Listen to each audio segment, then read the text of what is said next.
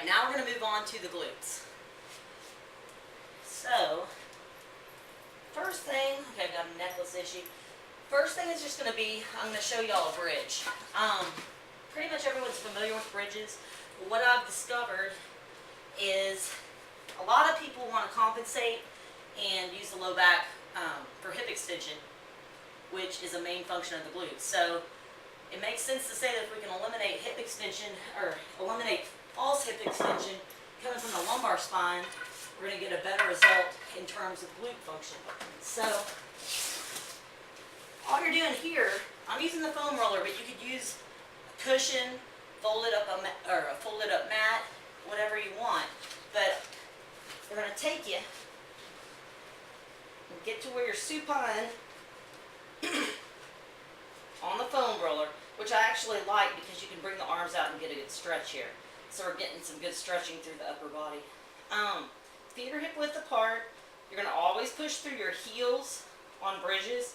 So essentially, what you want to think about doing, pull the belly button in. Bridge up.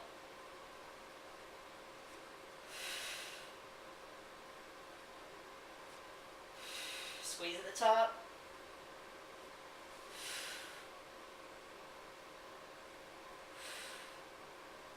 Okay, so that's just a basic bridge. Now, if that's a little bit too crazy because of the instability provided by the foam roller, of course you can do that on the ground. The main thing is to make sure that you're not coming up and trying to extend too high and arching the low back.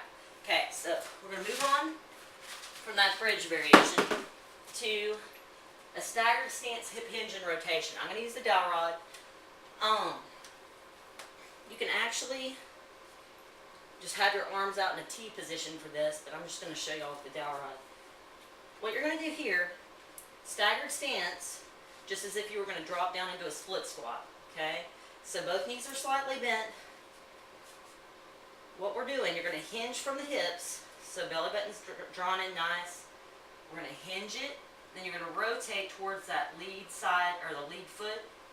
So we're going to bring the left side towards the right, and then reverse it.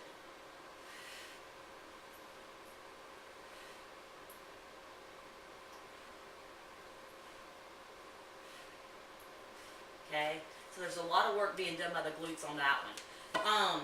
You would look at that and not really think it's a glute exercise, but once you do it, you will realize you're getting some good work there. Okay, third thing I'm going to demonstrate is just a kettlebell swing.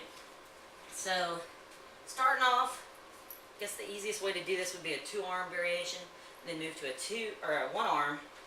But essentially on a swing, I chose this for glutes because the glutes are pretty much driving the movement. It's a big time posterior chain exercise, so we want to make sure that hip extension is the main action of this exercise. It's driving the movement. Arms are following suit. The weight's swinging up because of what's created by the hips. So main thing is just making sure that you're not squatting and swinging. It's sitting the hips back. Just snapping to the top. Okay, so for a 1-arm, just take it in one hand. The thumb's going to go slightly back towards the towards the rear.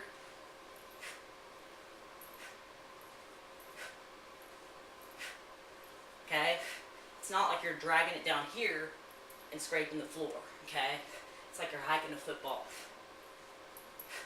Okay, so that's the kettlebell swing.